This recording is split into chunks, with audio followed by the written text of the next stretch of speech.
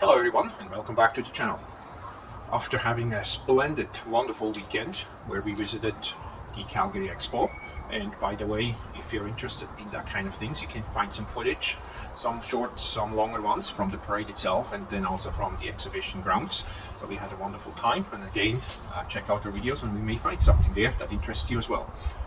On another note, it is back to reality, and I have some gardening gloves here. It's this time of year, very early May, and it is spring cleanup, yard cleanup time.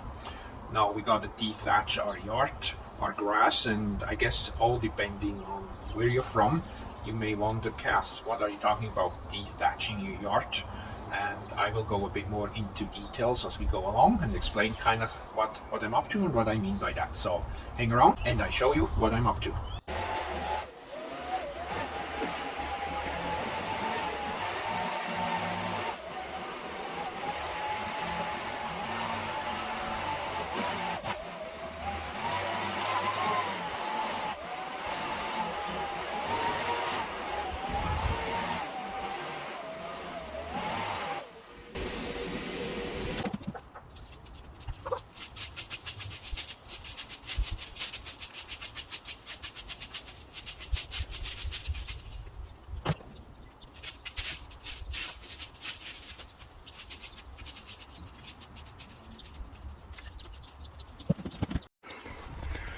Alright, the leaves are all cleaned up, most of it anyways, that was left from last fall still, and we switch over to dethatching the lawn, and I'm going to show you the rakes you could potentially use for that.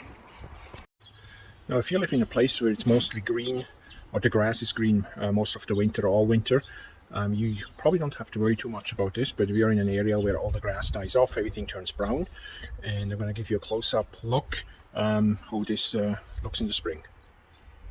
This is how our lawn emerges from under the snow in the spring, and you see all the dead grass here.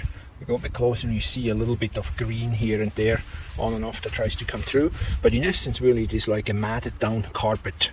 It's all flat. So with the rakes, what you're going to do, we're going to rake all this stuff up, loosen it up, get some of this dead grass out, pick it up so the green one could come through more freely. Now we're going to do this by hand, but there are also machines from professional landscapers that makes this task a bit easier. So what we have here is a regular rake to rake leaves with. So if that's all you have, you can certainly use that. Works quite well. I've done this in previous years as well. However, we got another tool here. It's kind of an actual dethatching rake, and you can see it's similar to a garden rake. You can adjust it a bit here, but it has these little blades here with these teeth on it, so you can go back and forth through the lawn and loosen everything up. So I'll show you how this works.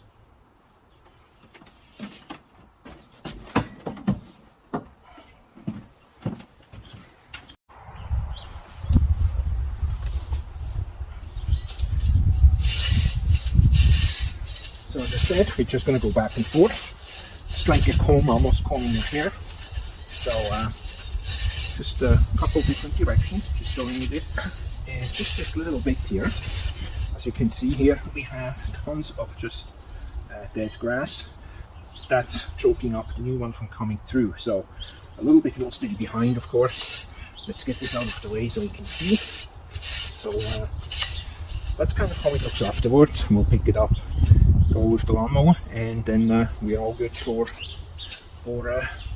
spring and summer again. So it's a little bit of muscle grease, but it's easily done. So let's get this show started before it gets too warm here, and get this completed.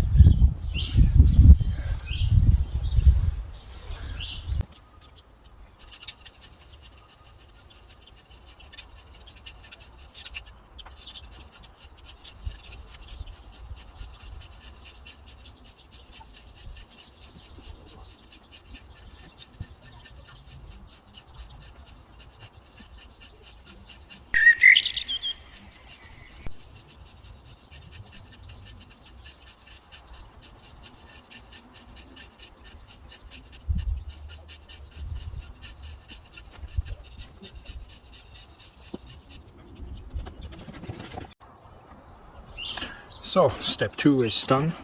We are done with the power raking or dethatching have the loose grass, so have it all in piles.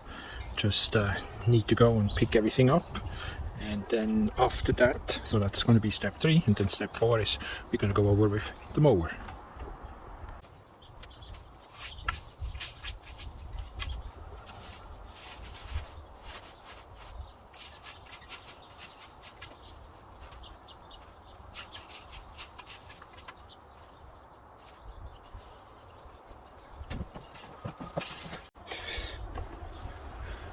So our next step is now, I guess that's step 4, is getting our mower ready. We got a self-propelled battery powered mower, so let's get that thing ready and get started.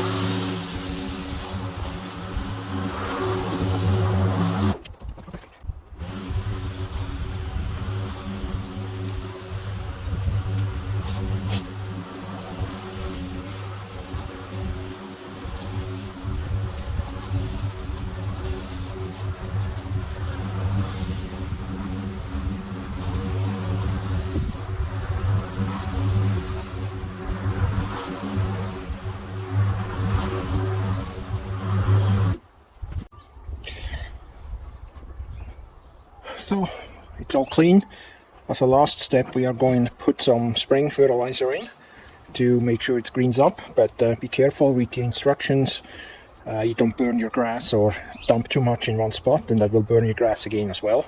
So be careful with that. The only step we are not doing this spring is aerating, and what I mean by that is you have some kind of a machine that punches some air holes and pulls on some plugs, some dirt plugs, to increase the airflow into the ground. We skipped that this year, but we're going to put some fertilizer in, and then that wraps up this year's spring cleanup.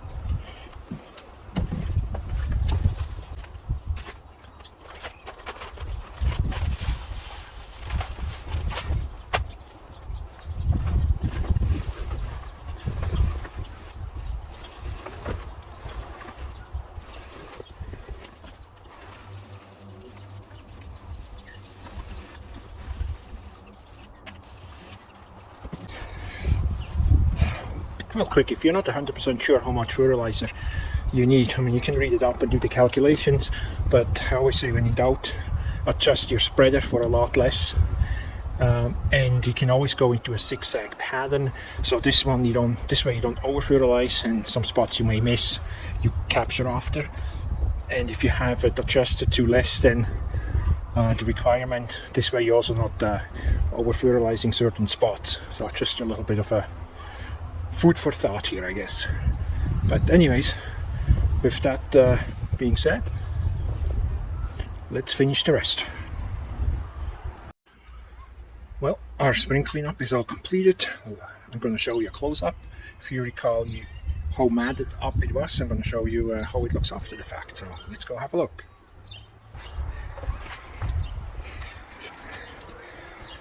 Right, here we go. It's maybe a little bit hard to see, but you should be able to see it's a lot less compacted and a lot less like a matted carpet. You see actually some green already, which is amazing that we already have some green, considering a week and a half ago, so as little as 10 days ago, we still had some snow back here in some of these areas. But that's how quick the weather changes around here.